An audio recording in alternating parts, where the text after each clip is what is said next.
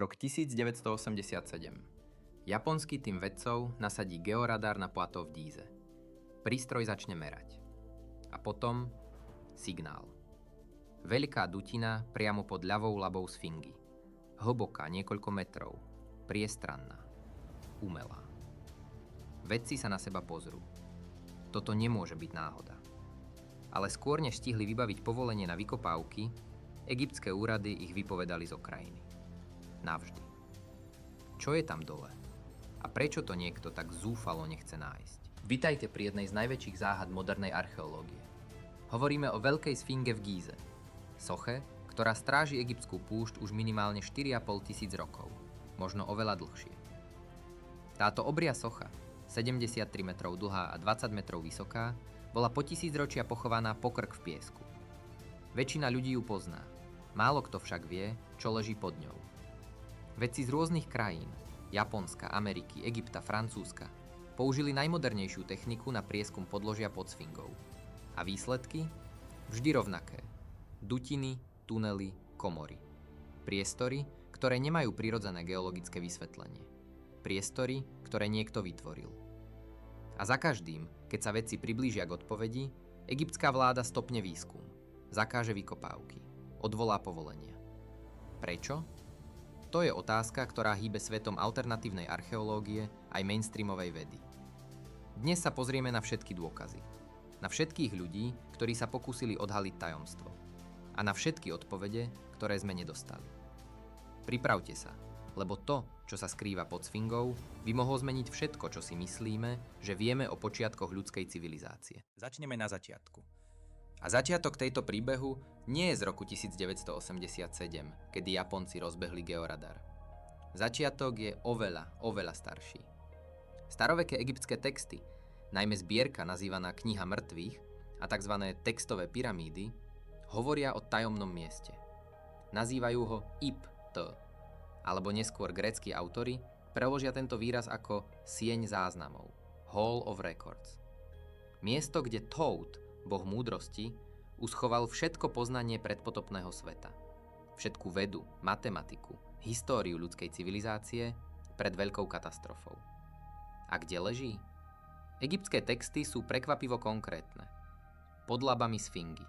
Pod sochu, ktorá sama o sebe hľadí na východ, vstáva spolu so slnkom, stráži bránu do záhrobia. Bola strážcom. A pod ňou knižnica bohov. Teraz by ste mohli povedať, veď to sú len mýty. Lenže v 20. storočí sa do hry dostal jeden mimoriadne kontroverzný muž. Edgar Cayce, americký jasnovidec, prezývaný spiaci prorok, ktorý v prvej polovici 20. storočia, bez akýchkoľvek vedeckých nástrojov, tvrdil to isté. Sieň záznamov existuje, leží pod sfingou a bude nájdená niekedy medzi rokmi 1996 a 1998. Cayce nebol egyptológ, nebol vedec, ale jeho predpoveď bola zarážajúco presná v jednom. Práve v rokoch 1996 až 1998 prišlo k sérii objavov pod sfingou, ktoré egyptská vláda promptne zastavila a utajila. Náhoda? Možno. Ale keď sa mýtus, jasnovidecká predpoveď a moderná technika zrazu začnú zhodovať, pozornosti to zaslúži. Najzaujímavejšie je, že egyptológovia dlhé 10 ročia odmietali akúkoľvek diskusiu o priestoroch pod sfingou s jediným argumentom. Tam nič nie je. Lenže v roku 1980 sa stalo niečo, čo tento argument navždy pohrebalo. Egyptský archeológ Zahi Hawass, neskôr najvplyvnejší správca egyptských pamiatok na svete, sám priznal existenciu tunela pod sfingou. Tunel smerujúci priamo pod sochu. Hawass ho nazval prirodzenou geologickou anomáliou. Vedci, ktorí ho videli na vlastné oči, s tým nesúhlasili. Steny tunela boli príliš hladké, príliš pravidelné.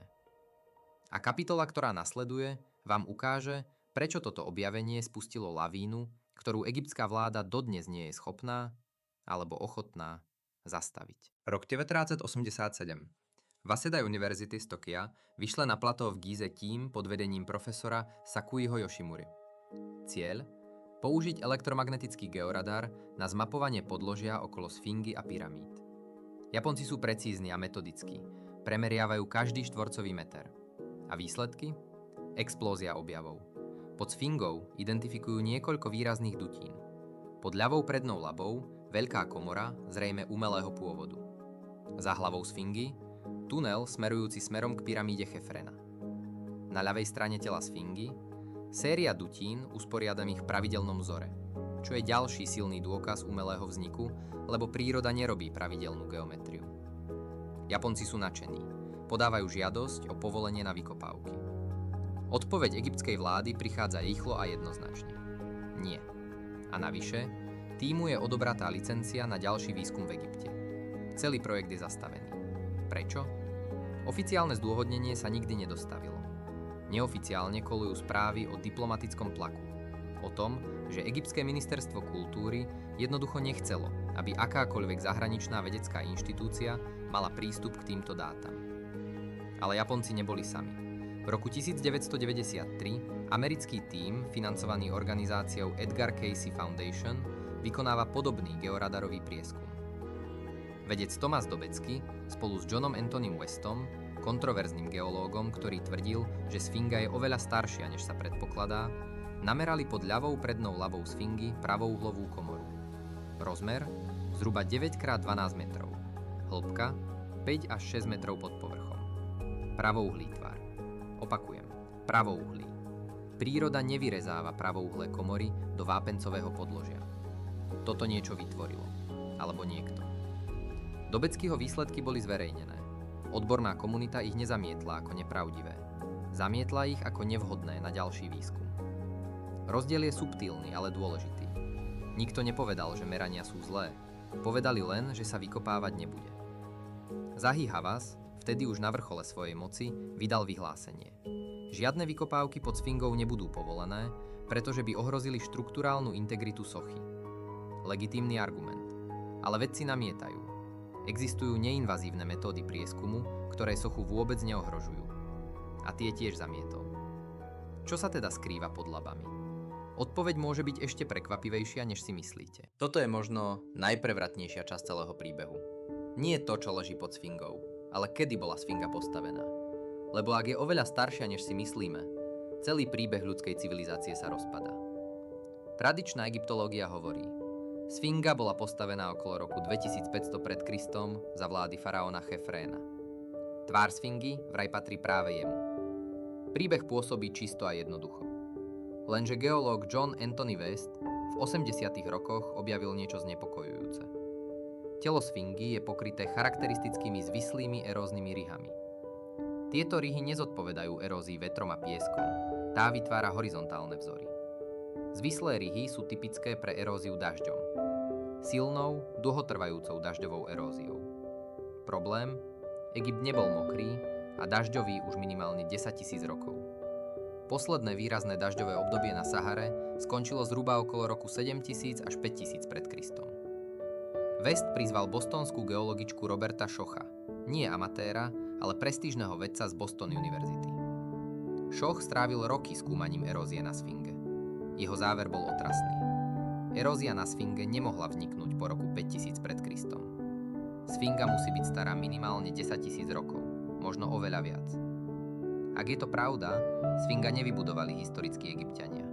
Vybudovala ju civilizácia, ktorú nepoznáme. Civilizácia, ktorá existovala predtým, čo nazývame zárodok ľudskej histórie. Egyptológovia reagovali zbesilo. Napádali Schocha osobne. Tvrdili, že ako geológ nemá právo hovoriť do egyptológie. Lenže geológia je geológia. Kamene nepoznajú akademické hranice. Schochové výsledky boli publikované v recenzovaných vedeckých časopisoch. Nikdy neboli vyvrátené, len ignorované. A teraz si spojme dve veci. Ak je sfinga stará 10 000 a viac rokov a ak pod ňou naozaj leží komora, komu tá komora patrí? Akej civilizácii? Čo v nej môže byť uložené? Staroegyptské texty hovoria o predpotopnom poznaní, o bohoch, ktorí prišli pred ľuďmi a zanechali záznamy. Čo ak to nie je mýtus? Čo ak je to archívny záznam skutočnosti? A čo keď egyptská vláda to vie?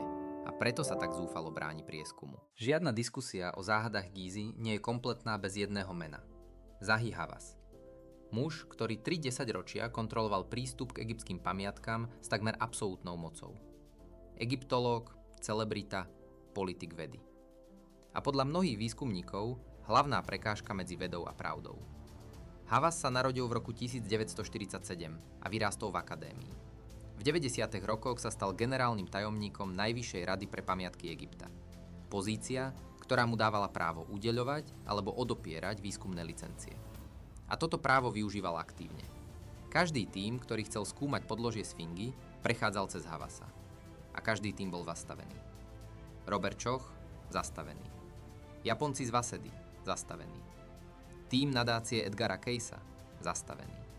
Francúzski geofyzici v roku 1999 zastavený po objavení ďalšieho tunela.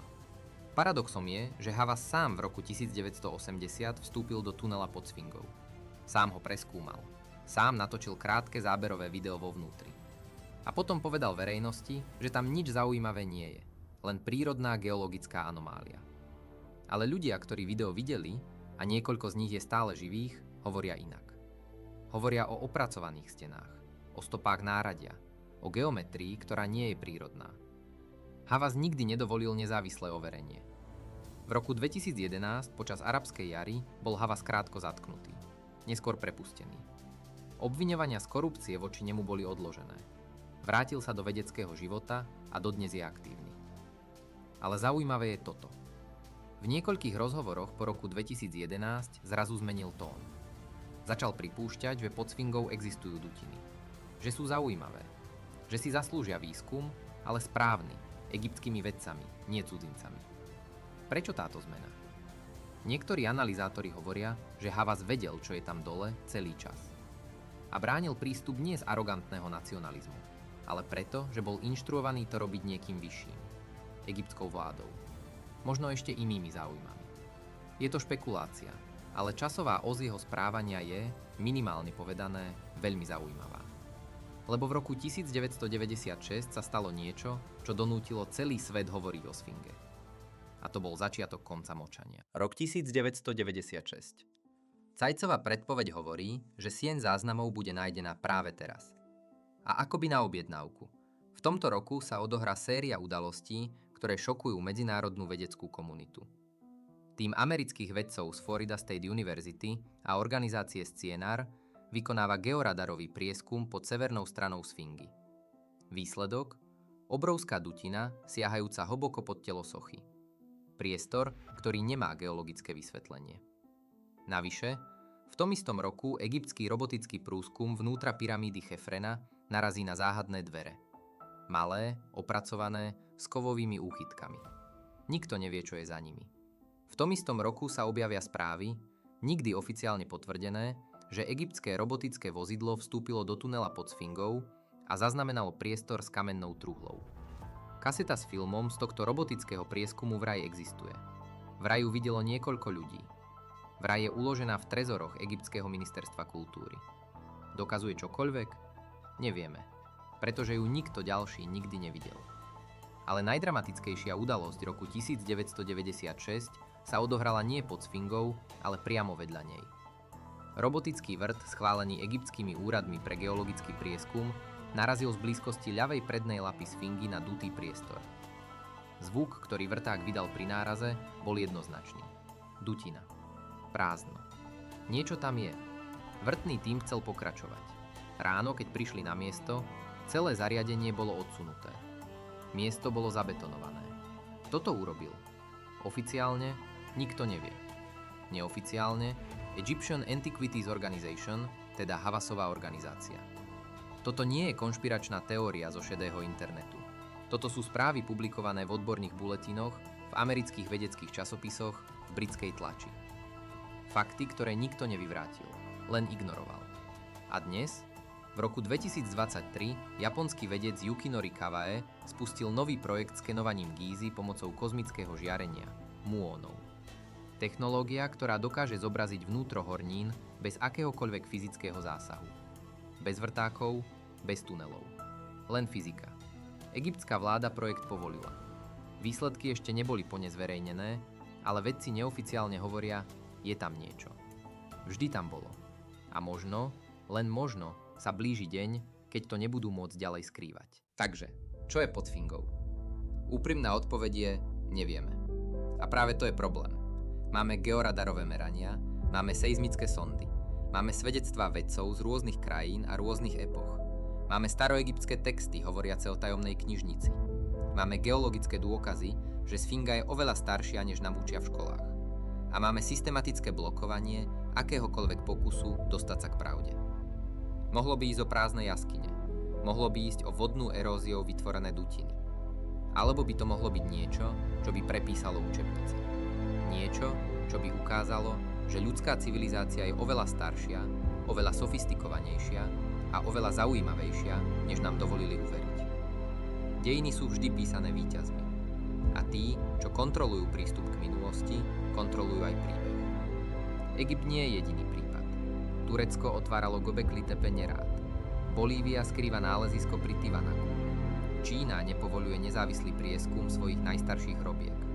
Vzorec sa opakuje. A to je možno najsilnejší argument. Nie je to egyptská záhada. Je to záhada ľudstva.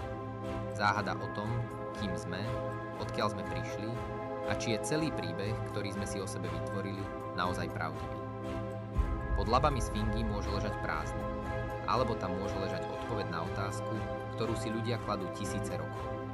Kto sme naozaj? Ak vás Sfinga nezanechala bez slova, ďalšie video vám vyrazí myšlienka. Pozrieme sa na Göbekli Tepe, starobilú stavbu v Turecku, ktorá je staršia ako Stonehenge, staršia ako prvé mestá a ktorú jej nálezca záhadne zakopal späť do zeme. Prečo? To je ďalší príbeh, ktorý niekto nechce povedať. Link je hore. Ak chcete viac záhad, odber je zadarmo. A každý nový odber mi dá silu kopať ďalej.